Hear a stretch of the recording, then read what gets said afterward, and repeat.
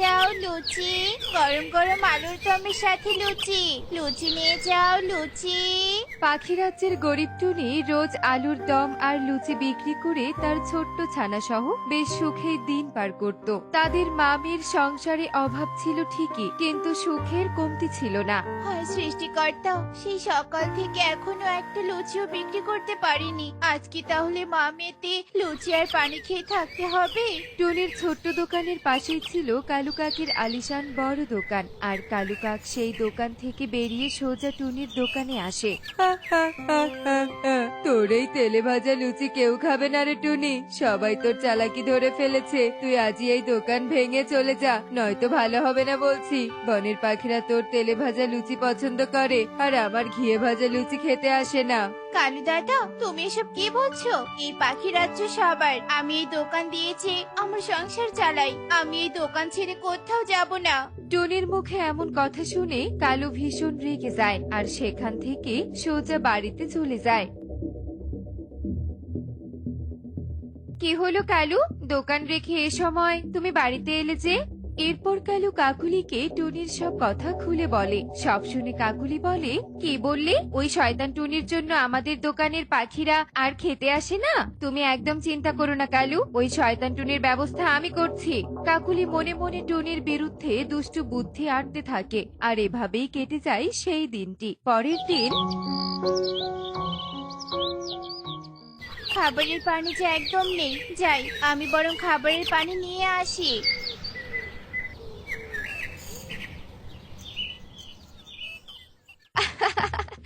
এই তো সুযোগ, এই সুযোগে আমি টুনির খাবারে মরিচের গুঁড়া মিশিয়ে দিয়ে আসি। বনের পাখিরা এত ঝাল খেতেই পারবে না, আর টুনিকে বন থেকে তাড়িয়ে দিবে। এরপর কাকুলি চুপিসারে টুনির খাবারে মরিচের গুঁড়া মিশিয়ে দিয়ে পালিয়ে যায়। আর একটু পরেই টুনি পানি নিয়ে দোকানে ফিরে আসে, আর আপন মনে লুচি আর আলুর দম রান্না করতে থাকে। তখনই সেখানে কবুতর চলে আসে। কি ব্যাপার টনি দিদি, তোমার লুচি কত দূর? আমাকে এক প্লেট লুচি আর আলুর দম দাও তো দেখি। এক্ষুনি দিচ্ছি কবুতর দাদা। এই নাও দাদা।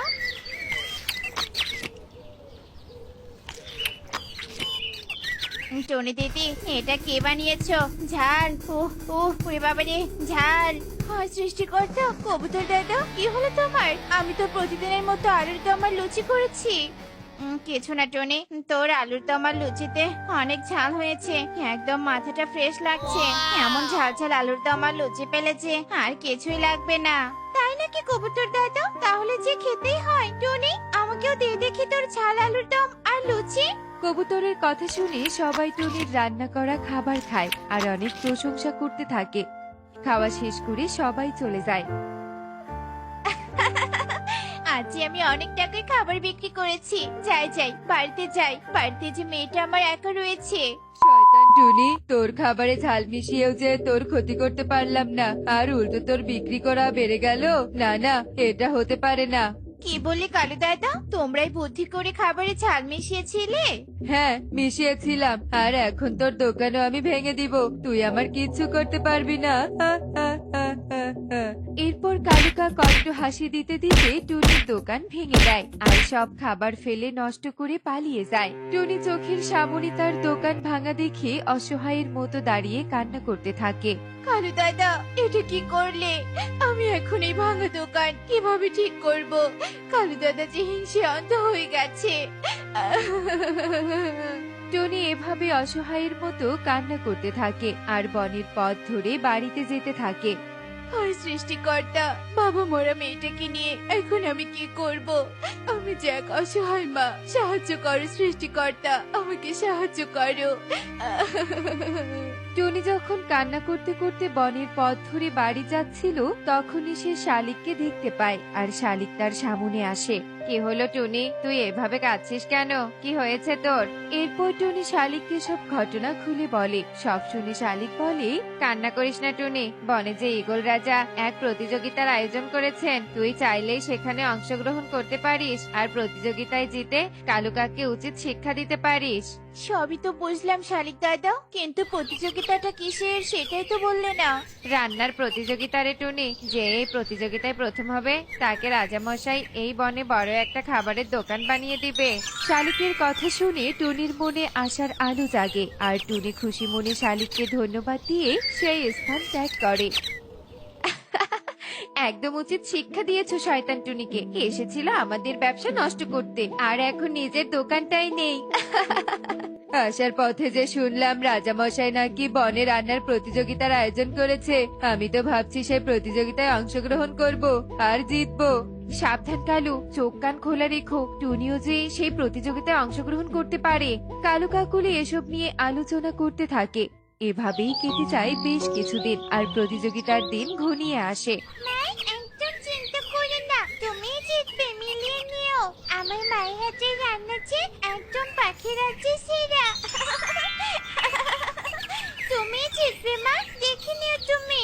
তাই যেন হয় রে মা, তাই যেন হয়। তুই সৃষ্টিকর্তার কাছে প্রার্থনা কর, এই প্রতিযোগিতায় না জিতলে যে মামি অনেক কষ্টে দিন কাটাতে হবে রে মা। এরপর টুনি প্রতিযোগিতার স্থানে চলে যায়। প্রতিযোগিতার স্থান অনেক সুন্দর করে মনের মাধুর্য মিশিয়ে সাজাতে থাকে, আর সেখানে অনেক প্রতিযোগী অংশগ্রহণ করে। আর সবার উদ্দেশ্যে ঈগল রাজা বলতে থাকে, সকল প্রতিযোগীরা মনোযোগ দিয়ে শোনো, আজকে যেই প্রতিযোগী এই রান্নায় বিজয়ী হবে তাকে আমি এই বনে নিজের অর্থায়নে একটি খাবারের দোকান বানিয়ে দিব। এরপর প্রতিযোগীরা যে যার স্থানে চলে যায় আর নিজেদের পছন্দ মতো খাবার রান্না করতে থাকে।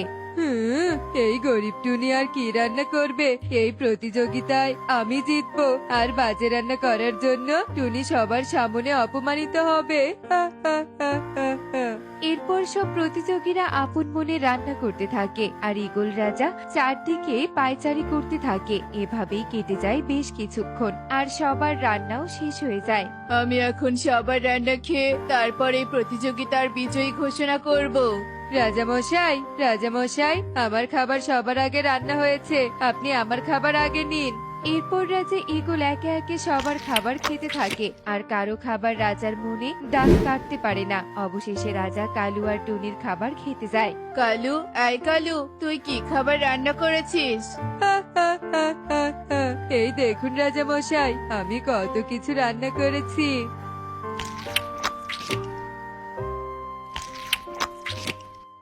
তোর রান্না ভালো হয়েছে, কিন্তু তোর সব রান্নায় তেল বেশি হয়েছে। বেশি তেল আমাদের স্বাস্থ্যের জন্য ক্ষতিকর। ঈগল রাজার কথা শুনে কালুর মন খারাপ হয়ে যায়, আর ঈগল রাজা টুনির রান্না করা খাবার খেতে থাকে। কি করেছিস? তোর হাতের রান্না খেয়েছে আমার মায়ের হাতের রান্নার কথা মনে পড়ে গেল। মনে হচ্ছে মায়ের হাতের রান্না খাচ্ছি। একদম অসাধারণ রান্না, অসাধারণ। ঈগল টুনির হাতে রান্না করা খাবার খেয়ে অনেক খুশি হয়ে যায়, আর বিজয়ী হিসেবে টুনির নাম ঘোষণা করে। টুনির নাম ঘোষণা করার সাথে সাথে কালুর মুখ একদম কালো হয়ে যায়। এদিকে টুনি বিজয়ী হয়ে অনেক খুশি হয়ে যায়। না না, এটা আমি কিছুতেই মেনে নিতে পারছি না। যেই টুনির খাবারে মরিচ মিশিয়ে দোকান ভেঙে তার ক্ষতি করতে চেয়েছিলাম, সেই টুনি কিনা আজ বিজয়ী হয়ে গেল। কি বললি শয়তান কালু? কিরে টুনি, তুই কেন এসব আগে বলিসনি? শয়তান কালু, তোর মতো অর্থলোভী পাখি এই রাজ্যের কোনো প্রয়োজন নেই। বেরিয়ে যা, বেরিয়ে যা বলছে এই বন থেকে, নয়তো তোকে কঠোর শাস্তি দিতে বাধ্য হব। হায় হায়, মুখ ফুসকে আমি কি বলে ফেললাম! একটু আগেও যে ভেবেছিলাম রাজামশাই টুনিকে এই বন থেকে তাড়িয়ে দিবে, আর এখন কিনা আমাকে এই বন ছাড়া হতে হলো। হায় হায় হায় রে! ঈগল রাজা শাস্তি স্বরূপ কালু কাকুলিকে বন থেকে তাড়িয়ে দেয়, আর কালু মনে মনে তার করা ভুলের জন্য অনুতপ্ত হয়। আর অন্যদিকে টুনি বিজয়ী হয়ে অনেক সুখে শান্তিতে দিন কাটাতে থাকে। তো বন্ধুরা, দেখলে তো, যার সফলতা ভাগ্যে লেখা থাকে তাহলে তার সফলতা কেউ আটকাতে পারে না। এমনই সব মজার মজার শিক্ষণীয় টুনি পাখির গল্প দেখতে আমাদের সাথেই থেকো। আর গল্পটি কেমন হয়েছে তা কমেন্টে জানাতে ভুলো না কিন্তু। Bye bye.